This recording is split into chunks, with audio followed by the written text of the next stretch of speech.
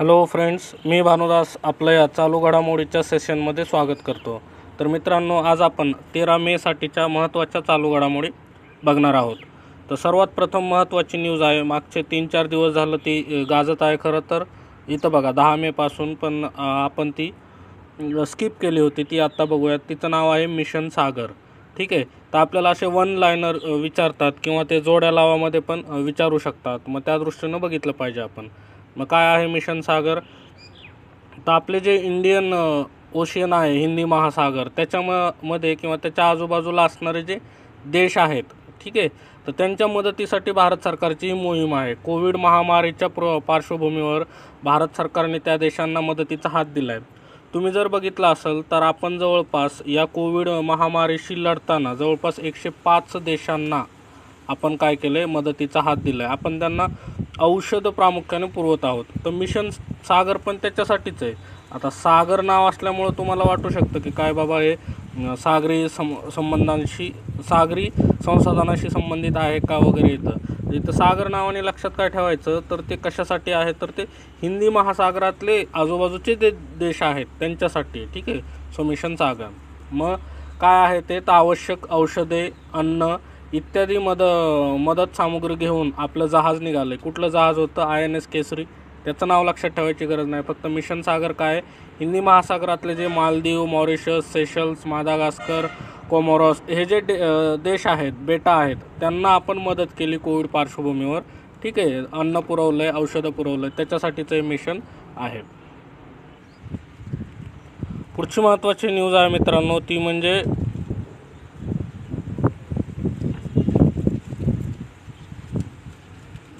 ती म्हणजे प्राईम मिनिस्टरनी आत्मनिर्भर भारत अभियान काय केलं, जाहीर केलं. काल आपण बघितलं 8 वाजता ते भाषण करायला आले होते. ठीक आहे. तुम्ही सगळे जीव मुठीत धरून ऐकत असाल की काय बोलत आहेत. तर घोषणा केली त्यांनी आत्मनिर्भर भारत अभियानाच्या संदर्भात. ठीक आहे. तर लॉकडाऊन 4था पण लागू होणार आहे. मग ते अभियान काय असणार आहे? स्वावलंबी भारत त्याचा उद्देश असणार आहे. 20 लाख कोटी रुपयाचं पॅकेज आहे ते. एकूण आपली जी अर्थव्यवस्था आहे, GDP आहे, आपल्या GDPच्या किती टक्के हे, तर 10% आहे. आपण एक सेपरेट न्यूज बघणार आहोत ज्याच्यामध्ये ज्या देशांनी पॅकेजेस असे जाहीर केले, तर कोणाचे किती टक्के GDPचे आहेत ते बघूया आपण. इथं काय फक्त लक्षात ठेवा, आत्मनिर्भर भारत अभियान हे काय आहे, तो कोरोनामुळे जे अर्थव्यवस्थेचं नुकसान झालेलं आहे ते भरून काढण्यासाठी पॅकेज जाहीर होणार आहे. किती? 20 लाख कोटी रुपयांचं स्वावलंबी भारतासाठी, वेगवेगळ्या क्षेत्रासाठी वेगवेगळी मदत आहे. त्याच्यातनं उद्देश काय आपला, तर भारत स्वावलंबी झाला पाहिजे, भारत आत्मनिर्भर झाला पाहिजे. ठीक आहे. मग 4था लॉकडाऊन येणार आहे. मग ह्याच्यासाठी काय सांगितले प्राईम मिनिस्टरनी की लोकलसाठी व्होकल बना. म्हणजे काय, आपण स्थानिक स्वदेशीचा नारा तुम्हाला आठवतं आहे का की गवा जोशी, रानडे, ठीक आहे, त्यानंतर मग आपले लोकमान्य टिळक, महात्मा गांधी हे कशाचा नारा देत असत? स्वदेशीचा नारा. ही स्वदेशीची मागणी तेव्हापासून आतापर्यंत कंटिन्यू आहे. आत्ताही पुन्हा काय, प्राईम मिनिस्टरनी ह्या ज्या आर्थिक विस्कळलेली घडी आहे आपली, त्याला सावरण्यासाठी सांगितलं स्वदेशी उत्पादनं खरेदी करायचे, स्वदेशी उत्पादनांचा प्रसार करायचा. ठीक आहे. तर आपल्या प्राईम मिनिस्टरने आत्मनिर्भर भारत जो आहे, ठीक आहे, तर त्याचे 5 स्तंभ सांगितलेत, 5 पिलर सांगितलेले आहेत. एक, पहिला अर्थव्यवस्था, दुसरा पायाभूत सुविधा, तिसरा तंत्रज्ञान आधारित व्यवस्था, चौथा आपली डेमोग्राफी, 5वा मागणी पुरवठ्याची मजबूत साखळी. ठीक आहे. तर मित्रांनो, हा क्वेश्चन तुम्हाला फिक्स येऊ शकतो, मुख्य परीक्षेच्या दृष्टीनं अतिशय जास्त महत्त्वाचा आहे तो. ठीक आहे. तर हे 5 कुठले पिलर आहेत हे आपल्याला ऑप्शनमध्ये A, B, C, D, E असं म्हणून ते देऊ शकतात. ठीक आहे. तर हे लक्षात ठेवले पाहिजेत. अर्थव्यवस्था म्हणजे होल इकॉनॉमी, त्याच्यानंतर पायाभूत सुविधा, आपले जे इन्फ्रास्ट्रक्चर असतं, शैक्षणिक, आरोग्यविषयक, दळणवळण, रेल्वे, जहाज, वीज. ठीक आहे. तर ह्या सर्व पायाभूत सुविधा. दुसरं, तंत्रज्ञान आधारित व्यवस्था, टेक्नॉलॉजिकल जे आपल्याकडे डेव्हलपमेंट असेल, डिजिटल इंडिया, स्किल इंडिया, त्या दृष्टीनं. त्याच्यापुढं आपली डेमोग्राफी म्हणजे आपले जे लोकसंख्या आहे आणि लोकसंख्येचं वितरण आहे, जगातील सर्वात जास्त तरुण लोकसंख्या भारतामध्ये आहे, त्यांना स्किल पुरवून रोजगारासाठी तयार करणं वगैरे, ही एक आपली काय पिल्लर आहे. आणि त्याच्या पुढचं म्हणजे मागणी पुरवठ्याची साखळी, जगातलं सर्वात मोठं मार्केट भारतामध्ये आहे. मग ह्या आधारावर आपलं काय निर्माण होणार आहे, आत्मनिर्भर भारत निर्माण होणार आहे, असं प्राईम मिनिस्टरनी सांगितलं. आता बघा, हे जे पॅकेज जे दिलं आहे काल 20 लाख कोटी रुपयाचं पॅकेज, ते भारताच्या अर्थव्यवस्थेचा विचार करता ते 10% रक्कम आहे. GDPचा अर्थव्यवस्था नाही, GDPचा विचार करता. ठीक आहे, 10% रक्कम आहे. मग आजपर्यंत कुठले कुठले मोठे पॅकेज झाले हे जर आपण विचारात घेतलं तर जपानचं त्यांच्या GDPच्या 21.1% पॅकेज आहे. अमेरिका त्यांच्या GDPच्या 13% पॅकेज आहे.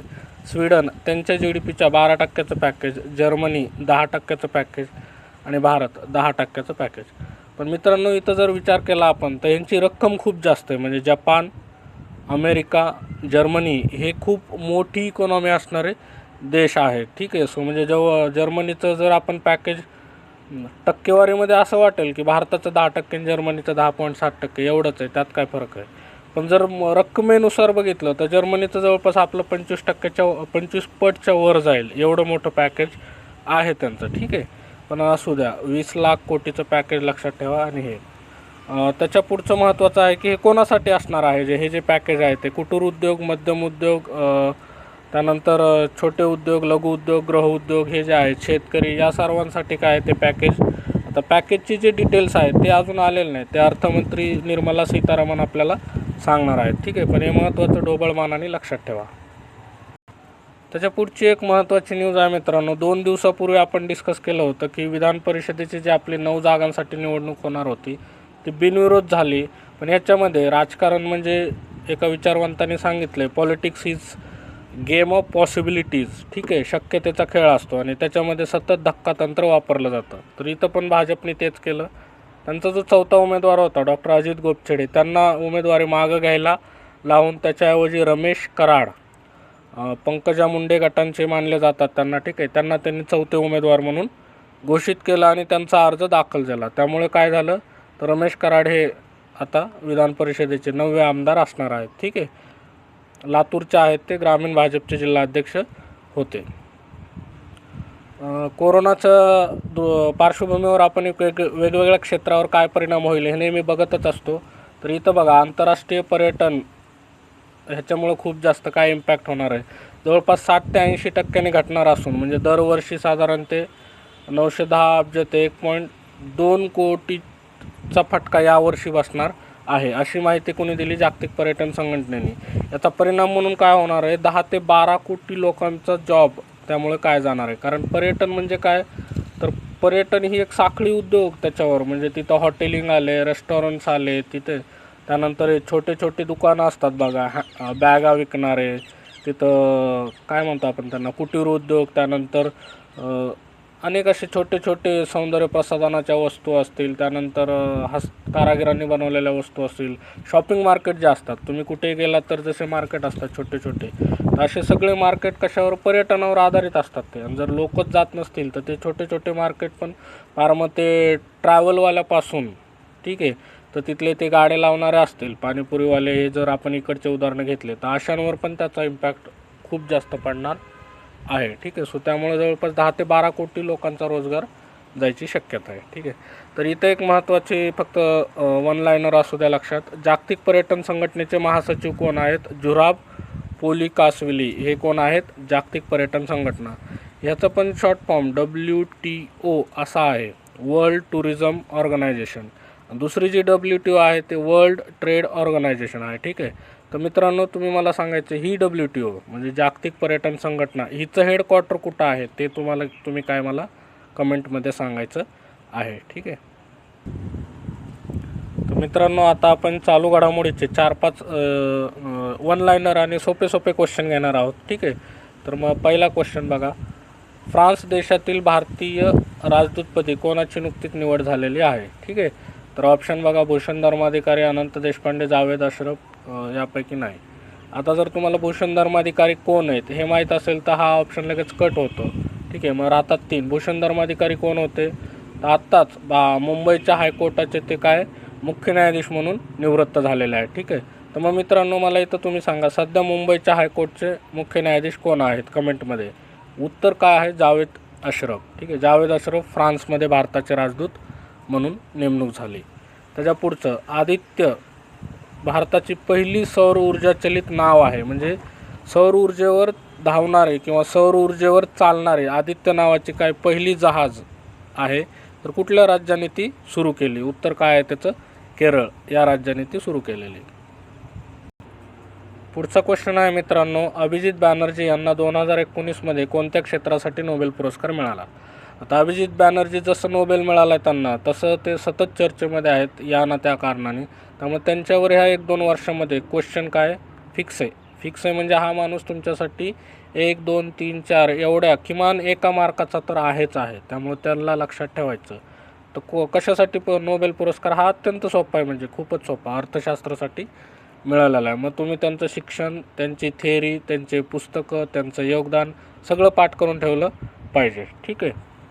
पुढचा प्रश्न, पोलादी स्त्री म्हणून ओळखली जाणारी जलतरणपटू कोण आहे? तर त्यांचं नाव आहे कॉटिका ओसजू. हंगेरीच्या स्विमर आहेत त्या. ठीक आहे. पुढचा अत्यंत सोपा प्रश्न आहे बघा. लडाख नावाचा आता नवीन केंद्रशासित प्रदेश झाला आहे. ठीक आहे. तर त्याची राजधानीचं नाव काय आहे? राजधानी काय आहे त्याची? लेह या ठिकाणी लडाखची राजधानी आहे. तर मित्रांनो, मला तुम्ही हे द्यायचं, एका प्रश्नाचं इथं कमेंटमध्ये उत्तर द्यायचं की लडाख हा केंद्रशासित प्रदेश म्हणून कोणत्या दिवशीपासून त्याची काय झाली अंमलबजावणी सुरू झाली? म्हणजे लडाख आणि जम्मू काश्मीर हे 2 नवे केंद्रशासित प्रदेश तयार केले, बरोबर आहे. तर मग ते कोणत्या तारखेला त्याची अंमलबजावणी सुरू झाली हे मला कमेंटमध्ये तुम्ही सांगायचं आहे. तर ही आजच्या चालू घडामोडी होत्या. तर उद्या किंवा परवापासून आपण दरवर्षीचा एक पेपर डिस्कस करणार आहोत. म्हणजे आपण नेक्स्ट टाईम जो करणार आहोत तो ASO असिस्टंट 2011 प्रिलिम्सचा पेपर आपण डिस्कस करणार. त्यातले हिस्ट्रीचे क्वेश्चन डिस्कस करूयात सुरुवातीला. ठीक आहे. सो त्याचा फॉलोअप घेत राहा. आणि ह्याची जी सगळी PDF आहे आपल्या चालू घडामोडीची, त्याच्या आपल्या चॅनलला टेलिग्रामला मिळेल, तिथे तुम्ही बघा. धन्यवाद.